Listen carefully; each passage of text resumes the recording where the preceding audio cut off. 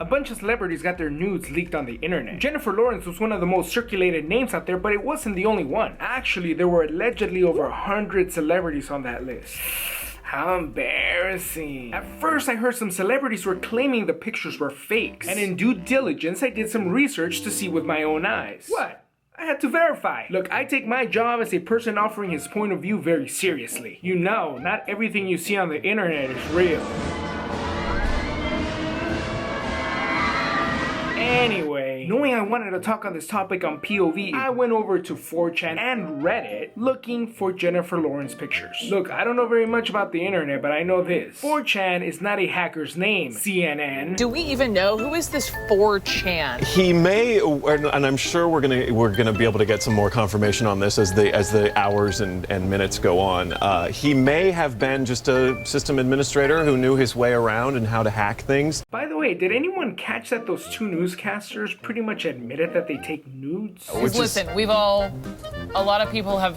We've all done these things. Girl, you're nasty. Anyway, let's just say that I found some pictures of J-Law that look pretty legit. After I downloaded the pictures, what? For this episode, J-Law's publicist came out and said that the pictures were real and that it was, quote, a flagrant violation of privacy. You know, it got me really thinking. What they did to her is screwed up. And by me showing you those photos, even in censored form, I'm kind of helping erode her privacy even more. And ours, I would argue. So I ended up deleting them. Anyway, here's my POV. Let's take the poor judgment call of these celebrities to take nudes and put that aside for a second. And let's just take your privacy. How do you generally feel about privacy being violated? I'm not just talking about your photos here or your videos. I'm talking about your conversations, your emails, your browsing history. Let me tell you how. Most people would not like it. How do I know? Well, Facebook recently came under fire for their Messenger application. They got rid of the messaging function inside of Facebook and made it its own separate app. So if you wanted to send messages on mobile, you had to download the app. Here's the part that was messed up. The claims were that by using this application, you were granting Facebook the ability to access your microphone,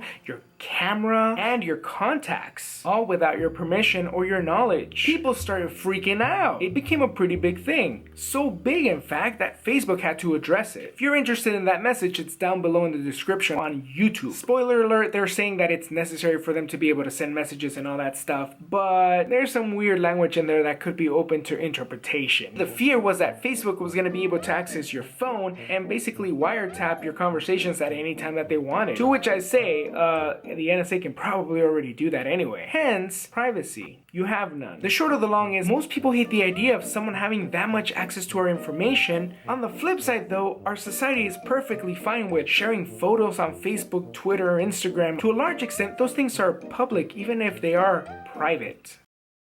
One of our friends could take a photo of ours and make it go viral without our permission. A camera at a game could catch us picking our nose. One of our neighbors could capture a fight.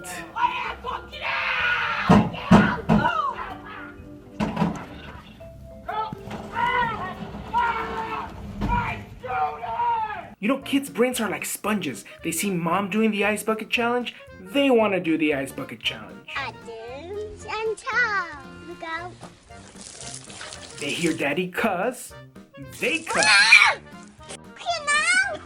Privacy and the safety of our data is vanishing. Our youth is growing up in a world with diminishing privacy, and they've learned from us that it's okay. If I had kids, I'd be terrified. These kids are growing up in a world where pretty much since the time you're born, your every move is being recorded in some way or another. By the time we're grandparents, most of these kids will know a world where their every single move, whether it's physical or virtual, everything is going to be tracked. Imagine a world without privacy. That seems like a world without freedom.